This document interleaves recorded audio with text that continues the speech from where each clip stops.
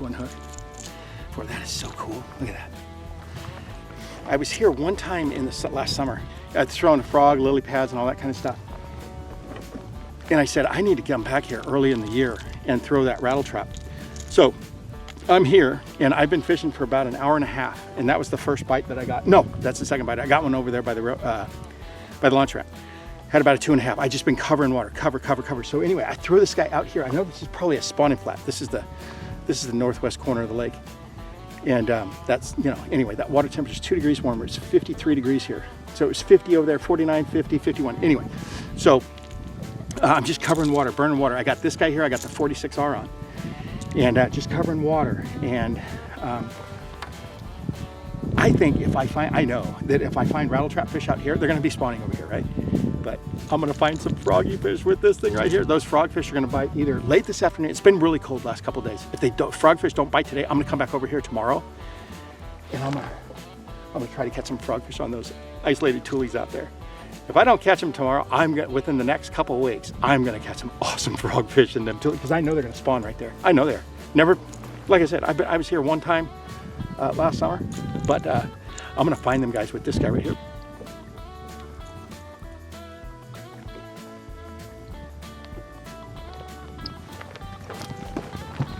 You know, it's kind of a pain when your trap comes back like that. You know, I hear a lot of guys say, I wish they'd kill all the weeds in the lake so I could fish. You want that stuff. You do not want that stuff to die. It's a little bit of a pain. Take your time.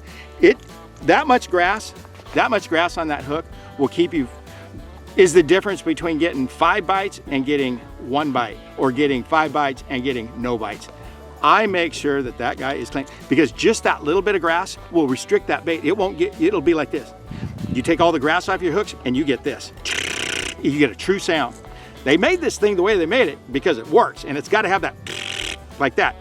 You restrict these hooks, you restrict the side-to-side movement, and your bait's only working at 20% efficiency. Not good enough for me.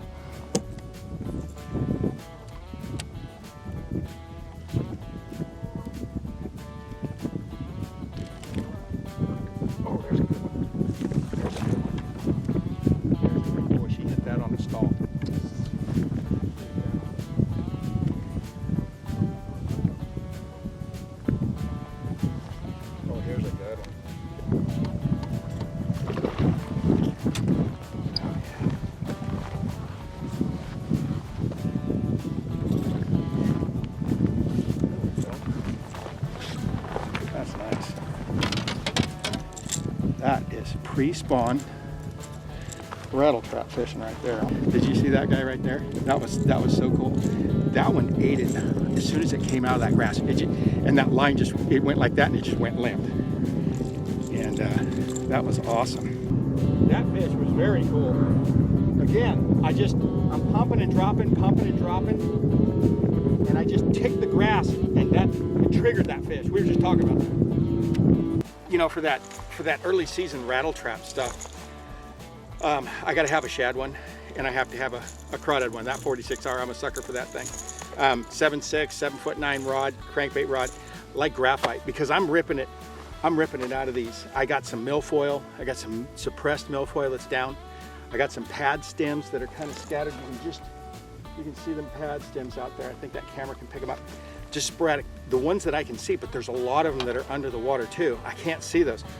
And like that good one that I got, threw it out there, you know, lots and then you get, every once in a while you get stuck, and man, when you pop that thing off that pad stem, that's a lot of times, that's when you trigger that fish.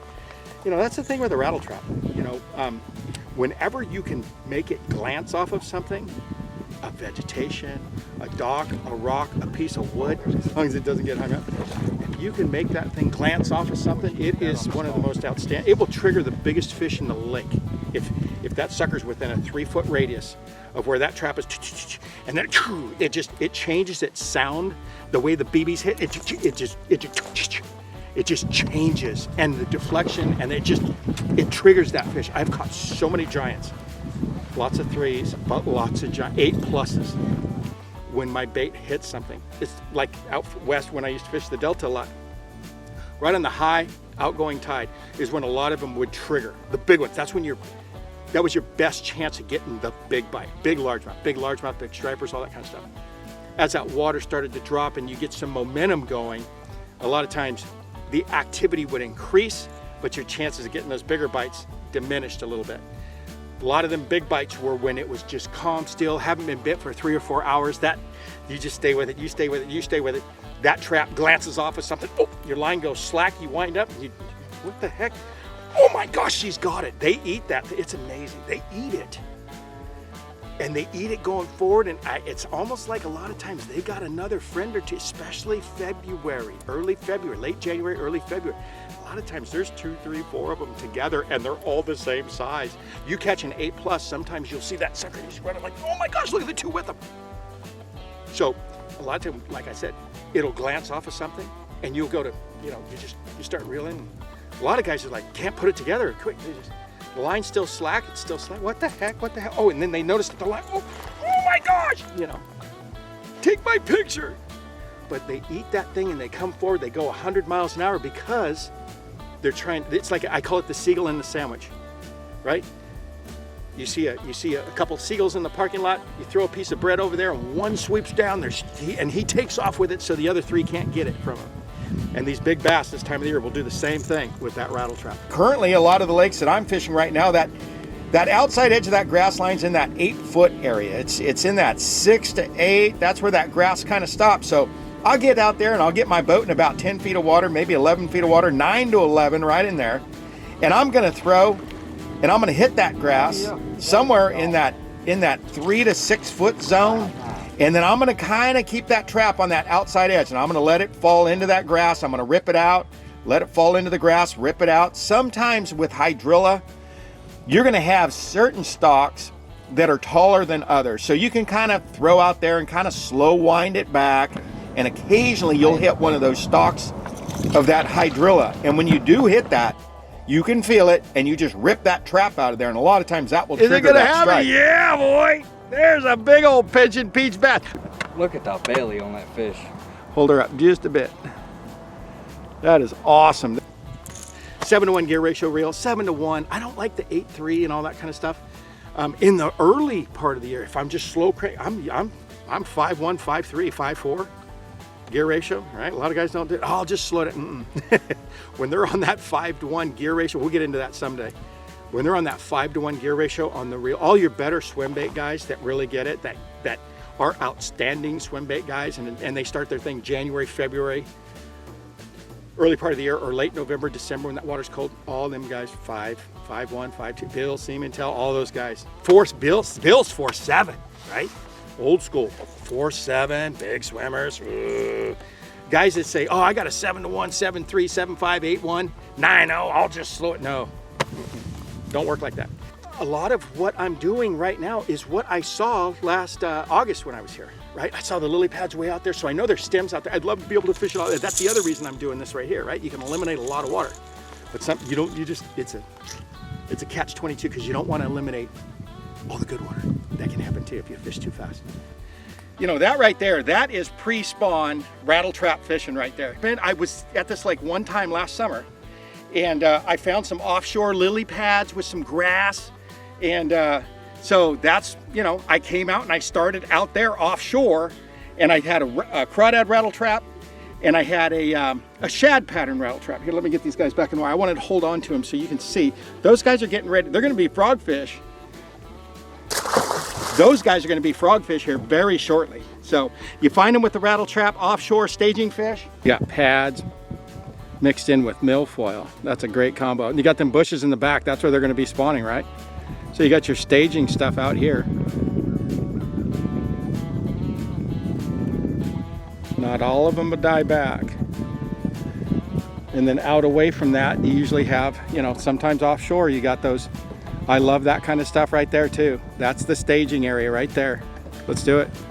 You look at those fish, you look at those bellies on those fish, they got a ways to go. I mean, we just came off some freeze. We had snow the other day. Today was awesome. Today the air temperature got up to close to 60. And the water temperature started today at 49.7, got up to 50. It's 51 right here, but over there it was 52.5. So that's a great deal right there, right? And those fish are just gonna keep going. So if I wanted to come back here, like I got my full moon next week, which is also why I came out today. You know, I like to fish that ramp up to that full moon. Love that. You catch them donkeys doing that. But it's moving in the right direction. And again, that rattle trap, you know, I have a real tough time.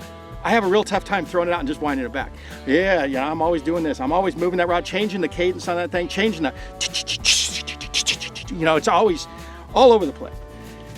And so I just, you know, I'll move my rod, vary the speeds and all that until you get locked in. And a lot of times, again, like today, you know, anything that rattle trap will deflect off of. If you can deflect it off of something and get it off and not get it stuck, great chance of getting a bite, especially a good bite. Both the good fish that I had today, again, I didn't kill them. I mean, I caught, you know, 5, maybe 6 fish in a few hours, which is great. Hey, I'll take it. But, you know, especially with the conditions that we've had this, you know, leading up to today. But if we keep getting this weather right here, ooh, man, it's gonna get good. And I'm gonna start catching some really, really good ones. On that rattle trap, I found 2 little places where I think, like if I came back tomorrow, I could probably multiply what I did today by 3. If I come back again, I think I multiply it by 5, 6, 7 and do some really special stuff. So that's how you kind of put it together. You know, you got to build on it, like building blocks. You know, just one day, find a few fish out there. They're going to be up there. There's going to be a few of them up there next week. There's going to be some of them that are going to spawn. Florida strain bass, they spawn. I don't care. Like I said the other day in one of my videos, I don't care if it's snowing and 52 degrees, they will spawn.